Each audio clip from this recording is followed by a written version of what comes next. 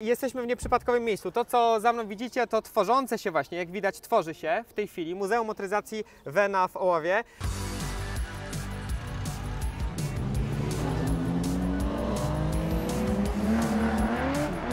Witamy na kanale YouTube magazynu Classic Auto. Ze mną jest główny twórca i prywodyr tego wszystkiego, Tomek, także cześć jeszcze raz. Cześć. Opowiedz nam o tym miejscu, w którym się znajdujemy. Co tutaj się będzie działo i czemu to jest takie ważne dla polskiej sceny motoryzacji klasycznej? To jest, co tu się będzie działo. Buduję w tej chwili Muzeum Motoryzacji, jak widzicie, w Oławie.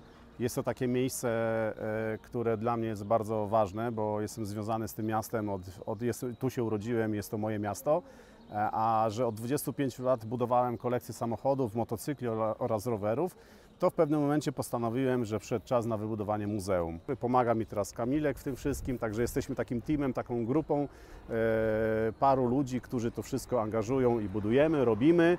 Tak jak widzicie, jest to hala bardzo duża, z taką przeszkloną witryną i frontem przed nim. Ta hala ma 48 metrów szerokości, jest długa na 114, po podłodze ma 5500 m2, ale budujemy do tego regały, andresole i balkony i to wyjdzie około 7000 m2. To jest powierzchnia tej hali. Kolekcję buduję 25 lat, samochody. Było łatwiej kiedyś. Teraz nie jesteś w stanie na przykład, chyba że musiałbyś być jednym z najbogatszych ludzi w Polsce, żeby taką kolekcję w tej chwili zbudować, chociaż pewne egzemplarze nawet jakbyś miał pieniądze, nie możesz kupić, tak? U nas jest ostatni Maluch, mega, tak? Ostatnia sztuka, ostatnia wyprodukowana, ostatni Polonez. Wiele z historią samochodów. Zapraszam, tu jest akurat wejście takie techniczne. Proszę bardzo. Chodźmy tutaj na początek. Tu jest pan Henio. Panie Henio, to jest pan Henio. Też od początku z nami tutaj działa. To jest bardziej techniczna głowa, techniczna. Wiedza o samochodach. Ja miałem tatę, który pracował w wielczańskich zakładach samochodowych, był człowiekiem technicznym. Niedaleko stąd, to dodajmy. No 10 km stąd, nie? Ja miałem zresztą praktyki w wielczańskich zakładach samochodowych, więc mój tato, wiesz, przychodził do domu, zawsze coś grzebaliśmy. Tu jakąś wyspawaliśmy przyczepkę, tu jakiś malucha kupiliśmy, razem zrobiliśmy blacharkę, wyremontowaliśmy, wiesz. I ja byłem już od początku taki, wiesz, techniczny. Zawsze te auta mnie interesowały, a zawodowo poszedłem w innym kierunku, nie związany z motoryzacją.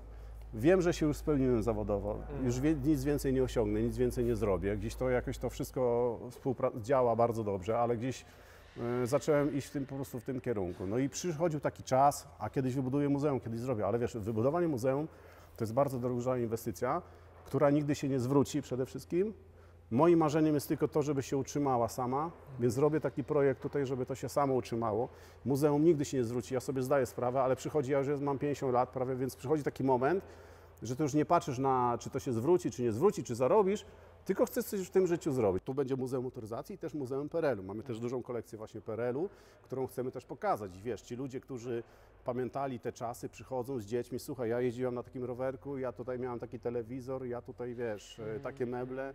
No i to też chcemy pokazać w muzeum, więc pracy jeszcze przed nami dużo. Akcenty, słuchajcie, mamy lampy na przykład ze starych opon, nie? Z używanych opon starych, wiesz, i tak wygląda lampa, nie? No i tak, wiesz, no śmiesznie to wygląda, nie wiem jak to całość wyjdzie, tak? Jeżeli chodzi, jak ludziom się będzie podobało. Zobacz, jakie mamy klimatyzatory. Ferrari. Ferrari. I to jest, wiesz, że ja tak staram się, mam te pomysły, to nie jest Ferrari, to jest po prostu zwykły klimatyzator. Ale pomyślałem sobie, coś tutaj loga różnych samochodów, takie detale, które wiesz, które będą takim smaczkiem tutaj w naszym muzeum. Także jest ciekawie. Tutaj jesteśmy w tej chwili na hali, która ma 3800 metrów, ta duża ekspozycja. Ta andresola ma 350 metrów, ten balkon ma 350 metrów. Na tym balkonie będą motocykle, motorowery, gabloty, będziemy robili też różnych rzeczy ciekawych.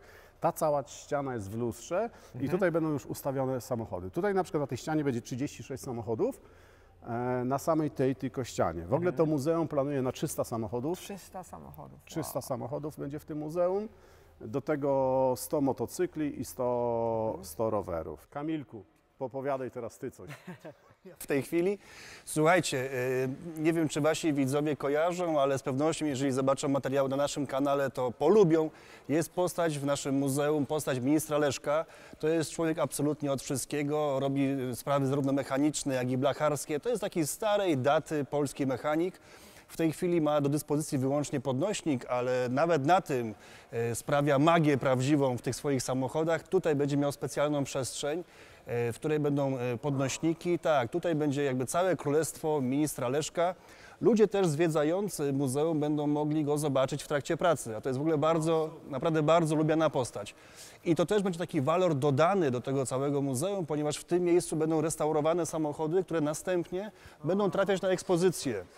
Czyli będziemy widzieć jakby cały proces od wjazdu samochodu do muzeum do momentu, aż ten samochód stanie na tych półkach, ciesząc oko naszych widzów. Tu jest też ciekawa historia. Kilkunastoletni chłopak, jego starszy brat dostał od rodziców skuter, jak zdał kartę motorowerową. Ten chłopak już skutera nie chciał, chciał coś innego. Rodzice kupili taki mały ciągniczek, no i chłopak to wszystko sam zrobił. Bo tutaj mamy... Tu się zaczynają auta w tej chwili, tak, no w tej chwili je tutaj chowamy, żeby były bezpieczne przed pracami remontowymi. Natomiast zobaczcie na tamtą antresolę i tam będą zrobione takie pomieszczenia, które będą utrzymane w stylu PRL-owskim. Czyli już tam wchodząc zatopisz się zupełnie w tym klimacie ustroju słusznie minionego. A to już powoli możecie zauważyć auta, które będą na naszej wystawie. W tej chwili one są przygotowywane, są już czyste. Żeby je zabezpieczyć, to są ochronione taką folią. Tu jest wspomniany Żuk, który tak naprawdę jest barem. Już jest barem. Już jest barem. Tak, widać z tamtej strony, że już jest gotowy na to. Super, super, super. I w takim, a na przykład ten samochód, gdzie był restaurowany, to też już własnymi siłami? Nie, tym zajęła się prywatna firma z okolic Strzelec Opolskich w województwie opolskim, Motomeble. U nich można zamówić tego typu rzeczy. Super. Się zastanawiam, czy to będzie najstarszy samochód w całym muzeum? Tak, 1895. Wow. Później mamy jeszcze francuski samochód 1898. To też taka historia jest związana z tym bardzo ciekawa, bo nie można było, to akurat ten samochód nie jest zarejestrowany, ten pojazd nie jest zarejestrowany, ale tamten przywieźliśmy z muzeum z Francji i on jest, proszę ja Ciebie, zarejestrowany już w tej chwili, ale jak zarejestrowaliśmy go, jak go przywieźliśmy z Francji, no to zarejestrowaliśmy, a po jakimś czasie patrzę w dowód rejestracyjny rok produkcji 1900, a to był rok 1898.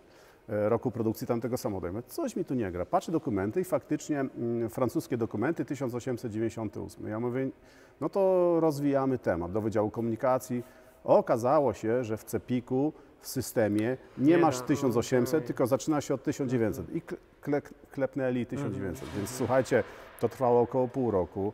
To nam pomógł Wydział Komunikacji, to miejscowy. I wyszło tak, że mamy w dowodzie wpisane 1898 rok, czyli jesteśmy pierwsi, którzy... Czyli to by wychodziło na to, że to może być najstarszy zarejestrowany samochód w tej Polsce. chwili tak, no chyba, że ktoś nas tam najstarszy i dopuszczony do ruchu, nie? Z lampami karbitowymi, no ale po prostu jeździ. Nie?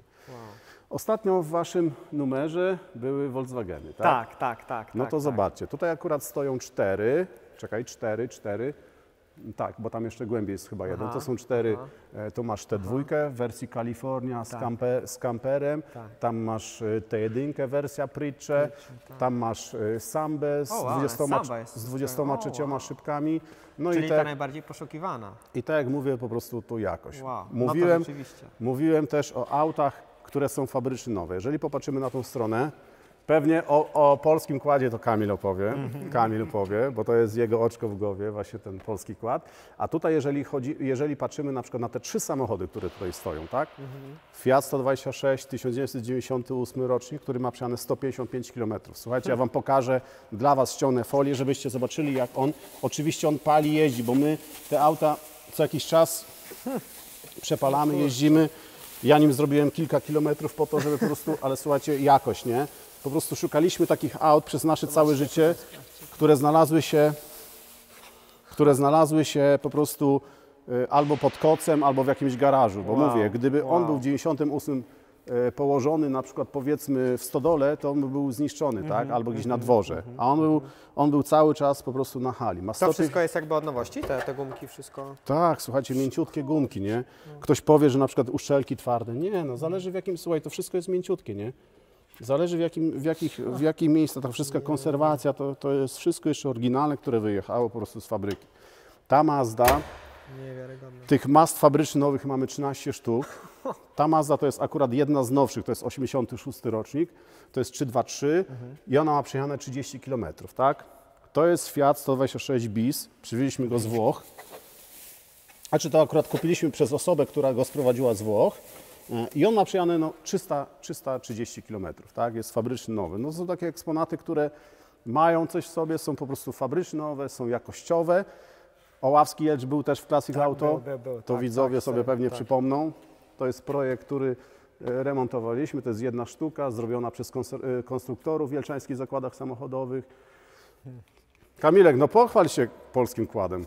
No, polski kład to jest konstrukcja z 1960 roku, ponieważ tylko wtedy, w tym roku był produkowany silnik o pojemności 150.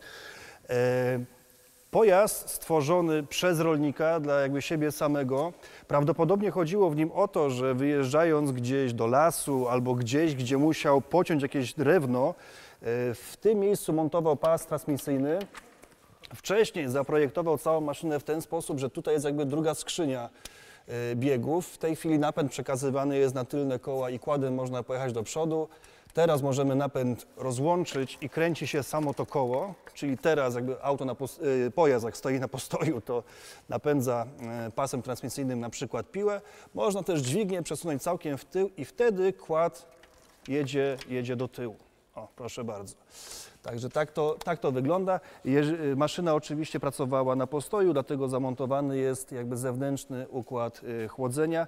No najbardziej imponujące w tym, tak dla oka, jest rozwiązanie zapewniające ukos przedniej osi, ponieważ ona wychyla się, proszę bardzo. O, no to tego się nie spodziewałem. Czyli żadne wertepy, nic nie jest straszne. Trzeba mieć tylko mocne ręce, bo nie ma żadnej amortyzacji, w związku z tym wszystkie wyboje idą w łokcie. No i zobaczcie, jak się łamie na jednym przegubie, nie? Z jednej strony obserwuję w ogóle na scenie motoryzacji klasycznej w Polsce, że jakby ta scena się profesjonalizuje w takim znaczeniu, że pojawiają się coraz fajniejsze konkursy elegancji, inne wydarzenia, rajdy samochodów klasycznych, również obiekty różne, których jakość jest coraz wyższa, widać tą skalę inwestycji, która jest w to ładowana, ale też często jest jednak tak, że razem z tymi inwestycjami nie idzie taka prawdziwa pasja, bym powiedział. Że często jest tak, że te obiekty nowe, które też mają ten jakiś wymiar komercyjny, właściciele tych miejsc, szczególnie jeśli to by miało być takiej skali, nie wiedzą, nie mają tak wnikliwej wiedzy na temat każdego samochodu. Ty widać, no podchodzisz do każdego z tych samochodów i od razu pamiętacie jaki jest przebieg, jaki stan, jaka była historia związana z pozyskaniem. To jest ogrom przecież tych samochodów. Mi, że będzie ich ponad 300, a jednak każdego tak z głowy jakby pamiętasz, prawda? To jednak, więc widać, że jest to coś więcej niż tylko po prostu inwestycja przeznaczona tylko na zarobek. Nie traktujesz tego jako takie przedmioty, narzędzia do dalszego jakiegoś zwrotu finansowego, tylko rzeczywiście Cię to interesuje, prawda? No wiesz, budując kolekcję nigdy nie myślałem, czy to będę sprzedawał, czy to się zwróci. Ja nic nie sprzedałem. Może parę aut w życiu sprzedałem takie, które wiesz, albo się powtarzały, albo ktoś potrzebował znajomy, weź mi sprzedaj Fiata 500 i tak po prostu sprzedałem. Ale to tylko dlatego, nie? Ja nie patrzyłem na to, żeby po prostu moim celem było budować po prostu kolekcję, nie? A później przyszedł taki moment, żeby wybudować muzeum i ja się po prostu spełnię w ten sposób, to będzie moje miejsce na ziemi. No i moje miejsce na ziemi chcę po prostu pokazywać. Wiem, że tak jak Ty mówisz, za granicą, słuchajcie, Czesi, Niemcy, no naprawdę, my nie możemy się do nich porównywać, aczkolwiek my ich teraz już zaczynamy doganiać. W małych Czechach, które są 4 razy mniejsze od Polski, jest tam w tej chwili około 40 muzeów, nie? Samych motoryzacji. Oni po prostu mają bardzo jakościowe te muzeum, bardzo ładne. Wiadomo, że im wojna nic nie zabrała, bo oni się pierwsi poddali i to wszystko im zostało. Nie wiem, same Bugatti na przykład, którego mamy u Maćka Pedy, tak? Jest takie jedno Bugatti, no to oni mają tam 35, mają klub taki, wiesz. Przed wojną też było między 20 a 30 w Polsce, nie? Co właśnie pokazuje. Także wiesz, oni ci Czesi naprawdę, a już Niemcy nie wspomnę, tam muzea powstawały w latach 80. Mamy największe muzeum techniki, które jest w Hinsheim, to jest największe muzeum w Europie. Ono powstało w 81 roku. Ten moment tego budowania, powiększania kolekcji u nich był o wiele łatwiej. Ja wiem, że na przykład te auta kiedyś było łatwo kupić, przykładowo tego malucha czerwonego, no i tych maluchów mamy 15 fabrycznie nowych, to ja tego malucha kupiłem dokładnie 10-11 lat temu, wtedy za 20 000 złotych. I ja wiem na przykład teraz, ile kosztuje maluch, bo ja widzę, obserwuję te ceny, ktoś się pojawi, to są w ogóle abstrakcyjne. Teraz mamy na przykład Poloneza, który ma 33 km przejechane, wiesz, rozmawiałem z właścicielem, on mówił, że poniżej 250 go nie sprzeda. Przesadził, wiesz, bo to nie jest warty tyle samochód, bo teraz patrzę z innej strony. Słuchaj, taki maluch fabryczny nowy ludzie teraz wyceniają po 100, po 150 tysięcy, no to za te pieniądze kupisz piękne, Porsche już kupisz, No tak? tak, Model 930, który może sobie po prostu pojeździć, niż na przykład malucha. To zależy, kto jak na to wszystko patrzy. No i było teraz łatwiej. Ja bym teraz tyle pieniędzy za malucha na przykład nie dał, no bo wiesz, no ale kiedyś było łatwiej, to się kupowało i a po drugie, ile może być fabrycznie nowych maluchów? Według moich obliczeń w Polsce jest około 50, może 60, nie, 50 fabrycznie nowych maluchów. To jest tak, bo ja widzę, 2 w roku się pojawią i to są takie, przychodzą z ręki do rąk, więc tutaj około 50 jest fabrycznie nowych maluchów, według mnie. My mamy ich 15, więc swoje też zrobiliśmy, jeżeli chodzi o Fiaty 126. Ja myślę, że one nie będą pochowane, one będą pokazywane ludziom i to dla nas po prostu bardzo, bardzo nas to cieszy. To Wam pokażę Fiata 125, który ma przejechane 12 km. Auto jest z 85 roku, jest fabrycznie nowe, a co najważniejsze, słuchajcie, piękny kolor, jest fabrycznie nowy, nigdy nie jeżdżony. Co najważniejsze, ma jeszcze zachowane metki jeszcze z polmozbytu, jak były, wiesz, jak był kupowany. Tam są, z tamtej strony 2 metki, a z tej strony jest 1 metka. I co jest najlepsze, że trzeba go, a jeszcze go wypchamy, tak? Że te drzwi trzeba trzasnąć. I ten głos tego zamykania. No i spójrzcie, no na liczniku jest 12 km. Jest to fabrycznie nowy Fiat. Tych Fiatów mamy kilka fabrycznie nowych, które mają takie przebiegi. I jeszcze włożyć głowę, jak on po prostu pachnie, jak fabrycznie nowy Fiat pachnie. Może sobie usiąść, Mateusz. Tak? Zobacz, kierownica, gałeczka, wszystko. To są takie szczegóły. To nie jest odrestaurowany Fiat, to jest fabrycznie nowy Fiat, który ma przejechane 12 km. Wow, wow, wow. Byliśmy w miejscu, gdzie to muzeum będzie, ta ekspozycja gotowa. Teraz przeszliśmy dosłownie 2 hale obok do jednego z miejsc, gdzie te samochody czekają. I to jest też część wszystko Twojej kolekcji i niektóre z tych samochodów będą wystawione. No i to właśnie od tego się zaczęło, tak? Można powiedzieć jakby, że po prostu sobie zbierałeś samochody i się skończyło tym, że zapełniłeś sobie taką halę, a potem jeszcze parę innych. No tak, tak. No to jest właśnie nasz taki magazyn. Tutaj trzymamy samochody, je powoli już wyciągamy, gdzieś czyścimy i przepalamy. Mamy taką rotację cały czas, czyli cały czas po prostu auta wyciągamy, odświeżamy, przepalamy, bo one nie mogą być nieprzepalane, więc zawsze jest taka metoda, że wlewamy 1,5–2 litry paliwa, to auto wtedy odpalimy, aż się wszystko spuści, sobie wiesz, paliwo zakończy, wtedy znów od nowa, tak robimy raz na pół roku, bo gdybyśmy zostawili to paliwo stare w gaźniku, to zaraz to się wszystko skleja, więc to po prostu przepalamy i nam to nawet wychodzi. Tutaj mamy magazyn samochodów, to jak widzicie, no dużo mamy fabrycznie nowych. Te Mazdy znacie, jest ich 13 fabrycznie nowych, tam jedną pokazałem. Tak wygląda Mazda, która ma przejechane 208 km i to jest Mazda, która ma najwięcej przejechane z tych wszystkich, bo one mają do 100 km, a ta ma 208. Ją tutaj pokazujemy, przepiękna niebieska tapicerka. Auto nowe po prostu. Ono stało w bardzo ładnych warunkach. Auto Mashi się nazywa w Szwajcarii i tak to wyglądało. Motocykle, motorowery, tam mamy świnię już. Świnię, która będzie już na bazarze PRL-u, bo mówię, będzie Muzeum PRL-u. Już pewne rzeczy przygotowujemy się bardzo, bardzo długo, bo nie jesteś w stanie później zrobić to tak o, nie? No tak. Mamy Simę, która jeździła na milia na rajdzie. Bardzo uwielbiam ten rajd. Czekam, aż Patryk pojedzie nam w następnym roku swoim BMW. Sima to jest dwusuwowy silniczek, przepiękne auto, śmieszne, jeździliśmy tym. Fabryczny nowy Fiat ma przejechane 227 km. Tu jest kolekcja motocykli, tu są komarki w gorszym stanie, ale je będziemy odświeżać, ale to jest tylko 9 ich niewyremontowanych, a reszta mamy wszystko po prostu wyremontowane. Tutaj mamy żaki, tutaj mamy Ardik przedwojenne, tutaj mamy motocykl Diesla, jedyny polski motocykl Diesla. Będziemy niedługo go pokazywać. Na razie wygląda tutaj niebieski tak jak wygląda. Ale trzymajmy go w uwadze, bo to będzie coś specjalnego rzeczywiście. To będzie coś specjalnego, to jest jedyny polski motocykl Diesla wyprodukowany tylko w jednej sztuce. Polecę Wam, jakie auto pierwsze kupić. Bo zawsze mnie ktoś pyta, Panie Tomku, jakie mam pierwsze auto sobie, jakiego pierwszego klasyka kupić? Już Wam mówię, kupujecie pierwszego klasyka takiego, jakiego mieliście jakie było Wasze pierwsze auto. I najlepiej w tym samym kolorze.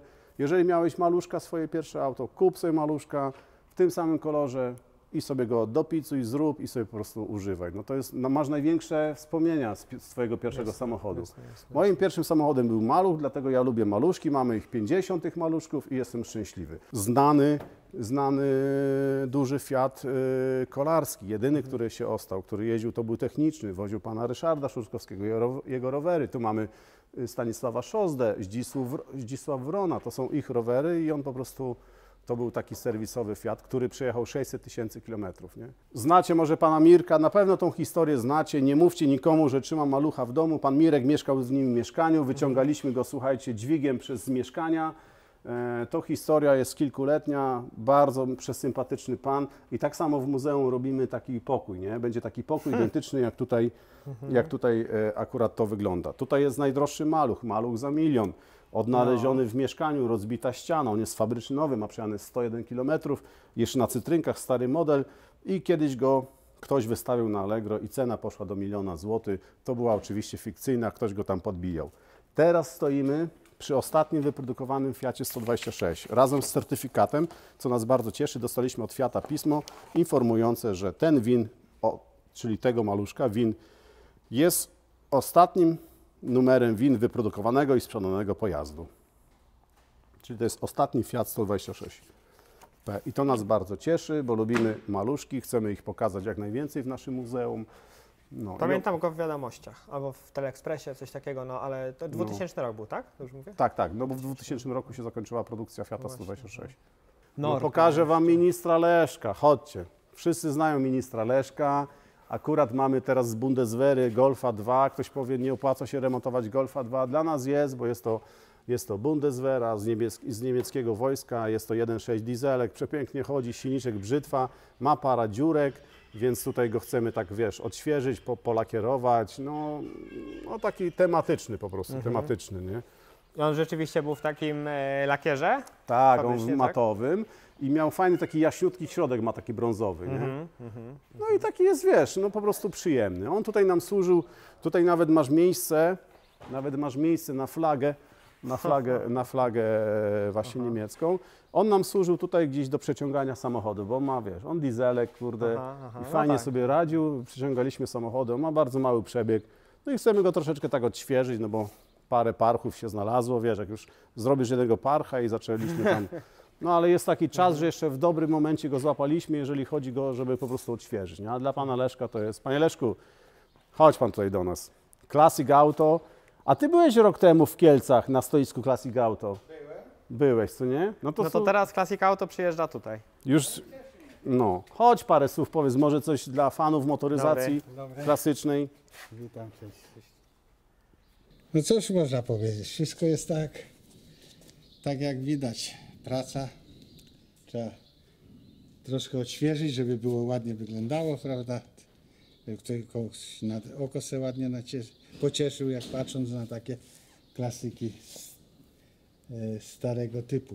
Bo te nowe to trochę tam nie ma takich pięknych rzeczy. No właśnie w starych rzeczach to jest dużo do oglądania, bo to wszystko blacha przeważnie i to kształty ma piękne, nikiel czy coś w tym rodzaju. No ale jak się coś pięknego robi, no to później pięknie to się ogląda, nie? A który był najtrudniejszy samochód z wszystkich, które tutaj były? Najgorsze do roboty? No tutaj miałem z tym autobusem trochę, bo był bardzo, bardzo zgnity ten Oławski Jelcz, a tam było dużo łuków do tego. No, trzeba było wycinać, trzeba było cynować, prawda? No, tyle tam wiedzy jeszcze mi zostało z dawnych lat, także bo teraz to nie jest sztuka wziąć szpachel, prawda, tego, ale pocynować, żeby po prostu bo jakby były takie elementy, jakaś tłocznia, no to bym sobie sam to zrobił. Nie? No nie wszystko idzie tego, trzeba było robić taką papier, szablon i przełożenie na blachę, żeby też i tego nie niszczyć dużo materiału, bo po prostu to wiadoma sprawa. No a tego maluszka dostaliśmy parę dni temu O, z Oławskich Warsztatów Szkolnych. o. Mamy tutaj technikum mechaniczne, te warsztaty zlikwidowano i sprzedano. Więc akurat pani dyrektor szkoły zadzwoniła do nas, słuchajcie, bierzcie malucha, bo to jest jednak historia, bo wiele osób się przy tym maluchu, on 100 razy był rozbierany przez uczniów, wiesz, składany, coś robiony, nie skompletowany, ale chodzi o to, że no taka historia i też fajnie, jak ktoś przyjdzie do muzeum, zobaczy, o kurde, ja tego malucha coś tam grzebałem, nie? No wiesz, tutaj 1000 razy był silnik wyciągany po to, żeby uczyć uczniów, tak, ale no, trafił do nas, nie? I bardzo się... Właśnie to jest ta wartość motoryzacji, że jest ta ludzka historia w tym, prawda, że są wspomnienia i to jest coś więcej po prostu, nie tylko blacha. No. Super, więc jeśli więcej takich informacji, takiej wiedzy, takiej historii chcecie doświadczyć, to przyjeżdżacie od kiedy? Od kiedy będzie? Nie wiem, ale w tym roku się otworzymy, jeszcze z parę miesięcy. Na pewno na łamach Classic Auto będziemy o tym informować na bieżąco, nie tylko na naszych łamach, także na łamach już funkcjonujących mediów, muzeum w Oławie, także polecamy Wam gorąco również śledzenie tych kanałów, no i do zobaczenia w tym miejscu przy kolejnych okazjach. Jeżeli chcesz prenumerować magazyn Classic Auto, zapraszamy na stronę www.classicautomag.pl/sklep. Link znajduje się w opisie tego odcinka.